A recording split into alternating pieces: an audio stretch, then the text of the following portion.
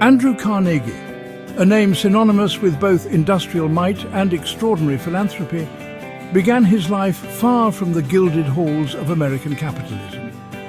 Born in Dunfermline, Scotland in 1835, Carnegie's childhood was marked by the harsh realities of poverty. His family, handloom weavers by trade, struggled to make ends meet in an era of industrial upheaval. The spectre of hunger and the ever-present threat of unemployment cast a long shadow over Carnegie's early years.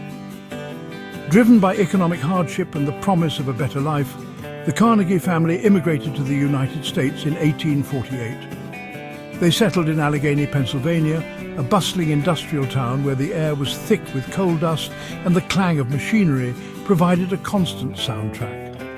For young Andrew, America represented a land of opportunity, a stark contrast to the limited prospects of his Scottish homeland.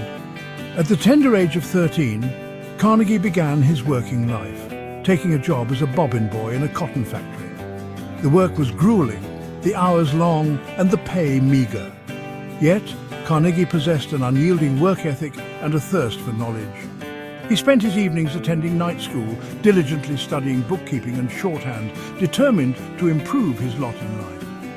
Carnegie's determination and natural intelligence did not go unnoticed. He soon secured a job as a telegraph messenger boy, a position that would prove pivotal in shaping his future. Working for the Ohio Telegraph Company, Carnegie's responsibilities brought him into contact with the leading businessmen of Pittsburgh, exposing him to the inner workings of commerce and industry. Carnegie's time as a telegraph messenger was short-lived but transformative. His quick wit, efficiency, and remarkable memory impressed his superiors, leading to a promotion to telegraph operator. This new role provided him with a valuable education in communication, logistics, and the flow of information, skills that would serve him well in his future endeavors. Recognizing Carnegie's potential, Thomas A. Scott, superintendent of the Pennsylvania Railroad's Western Division, offered him a position as his personal secretary and telegraph operator.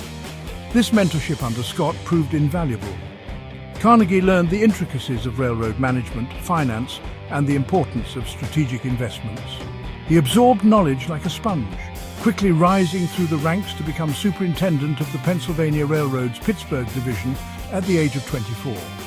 The American Civil War, from 1861 to 1865, presented Carnegie with new opportunities. While personally opposed to slavery, he recognized the importance of a unified nation for the future of American industry. During the war, Carnegie played a key role in keeping the Union's vital supply lines open, organizing the military telegraph department and overseeing the transportation of troops and supplies. Following the war, Carnegie foresaw the immense potential of the burgeoning steel industry.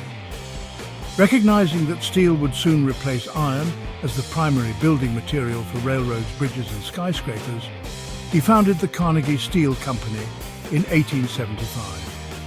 Carnegie's business acumen was as sharp as ever. He implemented innovative cost-cutting measures, vertically integrated his operations to control the entire steel production process, and ruthlessly outmaneuvered his competitors. By the late 19th century, Andrew Carnegie stood as one of the wealthiest men in the world. His steel empire, fueled by the insatiable demands of industrializing America, generated vast fortunes. Yet, Carnegie's wealth did not sit easily with him. He believed that with great wealth came even greater responsibility, a philosophy he articulated in his famous essay, The Gospel of Wealth, published in 1889. In this seminal work, Carnegie argued that the concentration of wealth in the hands of a few was a natural and inevitable consequence of capitalism.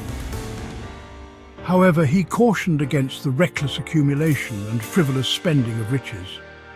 Instead, he implored his fellow industrialists to embrace philanthropy, to use their fortunes to benefit society, and to uplift the less fortunate. Carnegie's Gospel of Wealth outlined two key principles: charity and stewardship. He believed that the wealthy had a moral obligation to distribute their surplus wealth for the benefit of the community, not as handouts that fostered dependency, but rather through investments in institutions and initiatives that promoted self-improvement and societal progress. "The man who dies thus rich dies disgraced," Carnegie famously declared, emphasizing his belief that the true measure of a person's life was not the wealth they accumulated, but the impact they had on the world. Driven by this conviction, Carnegie embarked on a path of extraordinary philanthropy, dedicating the latter part of his life to distributing his vast fortune. Central to Carnegie's philanthropic vision was a deep and abiding belief in the transformative power of education. Having risen from humble beginnings, he understood firsthand the role that knowledge and learning played in personal advancement and societal progress. Carnegie viewed education as the great equalizer, the key to unlocking opportunity and fostering a more just and equitable world. To this end, Carnegie donated vast sums to establish and support educational institutions across the United States and beyond. He contributed to the founding of over 2,500 libraries, providing access to books and knowledge to communities large and small. These temples of learning, as he called them, stood as beacons of opportunity, offering countless individuals a chance to improve their lives through literacy, education, and self-cultivation. Carnegie's philanthropic endeavors extended far beyond libraries. He established the Carnegie Institute of Technology in Pittsburgh, now known as Carnegie Mellon University, a world-renowned institution dedicated to science, technology, engineering, and the arts. He also founded the Carnegie Institution for Science, supporting scientific research and discovery in a wide range of fields.